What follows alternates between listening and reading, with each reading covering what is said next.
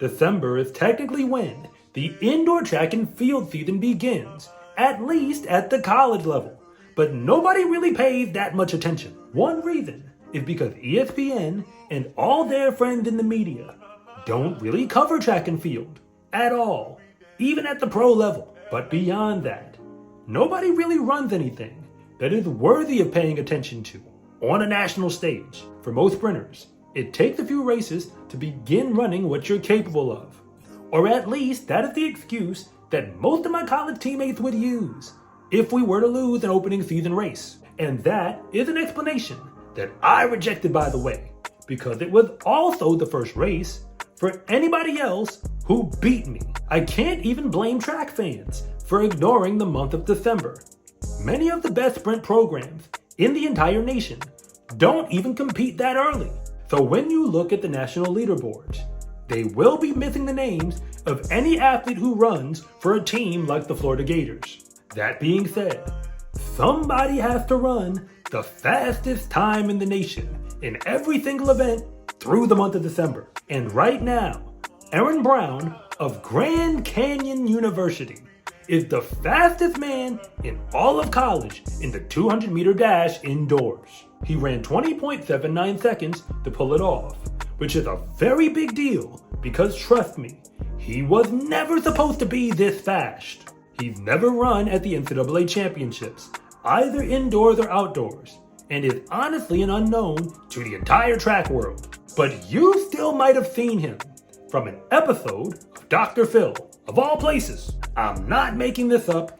Erin Brown was on the Dr. Phil show, brought there by his parents, who were concerned about his plans to be a content creator and avoid taking a regular job. But if he keeps running like this, track and field just might be a legitimate career path for him. And this is why.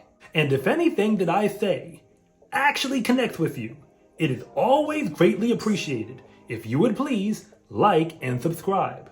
But if I don't, just let me know in the comment section, because I try to read them all. First things first, I'm not here to talk about an episode of Dr. Phil, so I'm not going to. But Erin Brown has made it clear that he wants to profit off of his talents, regardless of which one it is. He makes his own YouTube content, and apparently makes music as well. And by the way, he also runs track in Division 1, which I presume means he actually has to attend classes at some point, because I sure did. All that being said, he was really never supposed to be this fast, especially in the 200-meter dash, and I'll prove it to you. At the high school level, he never really ran a senior year track season, because that would have happened in 2020. So all college coaches really had to recruit him off of were his junior year performances, where he ran 48.40 in the 400-meter dash, but only 22.90 in the 200-meter dash. That 400 literally snuck him on to the first team national elite list on mile split, but it is still a long way off from what the fastest high school boy ran in 2019, because Justin Robinson, who is now an All-American at Arizona State, and a world champion in the mixed 4x4, because we count that now, ran 44.84 in the 400. As far as his 200 was concerned, it's basically about what a 2-star recruit would produce on my national ranking system. It's not bad, but nowhere near good enough to get much more than a partial scholarship to a lower level D1 school. So between both events, nobody really knew just how good Erin Brown was back then. But Sam Houston State took a chance on him shortly before he would end up on the Dr. Phil show with his parents. And when the show was done, he clearly got focused on the track. During his first outdoor season in 2021, he ran 21.41 in the 200-meter dash. That's way faster than anything he ever did in high school, and proof that the 400 is not his only event. He didn't make a final in the Southland Conference, which is way faster than you might think, but it was clear that he was just getting started. The following season, he ran new PRs in the 200 and the 400.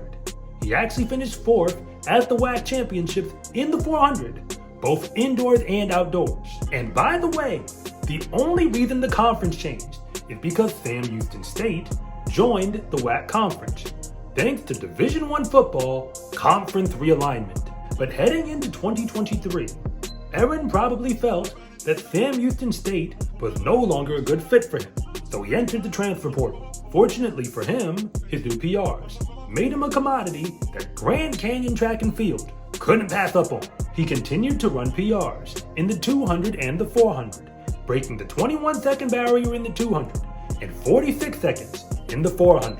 Those performances were good enough to earn him a bronze medal in the 200 and a gold medal in the 400 at the WAC Championships. And he even got invited to the NCAA West Regional for the first time. He didn't qualify out for the NCAAs, but it doesn't matter because he was now a legit sprinter with talent in both events to threaten for the NCAA Championships with another season of eligibility remaining.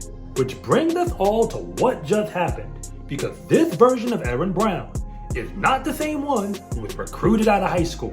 At the Spokane Invitational, he opened his indoor season in the 60-meter dash and the 200-meter dash. His 60 was a new PR, by a lot.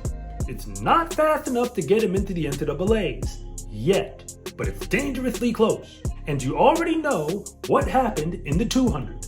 Erin Brown ran 20.79 seconds, the fastest time in the nation right now. He does likely need to run another 1/10 of a second faster to book his tickets to the NCAAs by the time it's all done, but he's also proven he's capable of pulling it off. I don't know what the future of Erin Brown's career will look like. All I have are the receipts for everything he's done to this point. Erin Brown is a sprinter who was always more talented than anyone really gave him credit for, and he's consistently gotten better every single year that he has been on the track. He apparently has no desire to work for a traditional boss.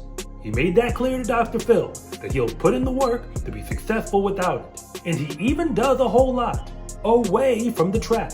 And maybe one of those ideas will take off for him. But right now, Erin Brown is a collegiate sprinter, and a really good one at that, with a chance to compete for a national championship while representing Grand Canyon University. It's an actual college of all schools. So if working a non-traditional job is really what he wants, then my vote is that he keep putting his energy onto the track. Perhaps just a little bit more than everything else he has going on. SCA track and field gear is here. Fast is a lifestyle, and what you wear should reflect that. Pick up yours at scarecruiting.com/shop, or use the link in the description below. It's a huge support to me and this channel, so I can continue to make you more content like this. And remember, it is always greatly appreciated if you would please like and subscribe.